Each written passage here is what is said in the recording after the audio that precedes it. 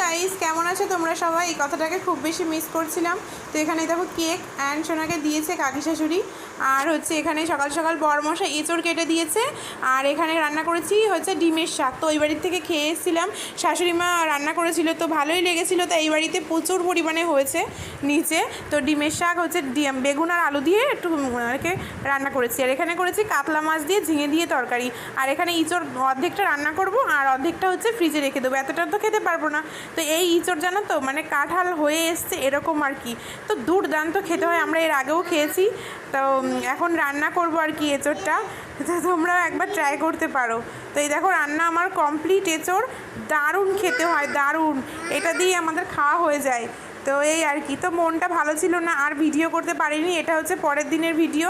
তো মাছের ডিমের বড়া করেছি, আর পুঁই শাক দিয়ে আলু দিয়ে কুমড়ো দিয়ে নিরামিষ একটা তরকারি করেছি। আর এখানে মাছের ডিম দিয়ে আলু দিয়ে ঝোল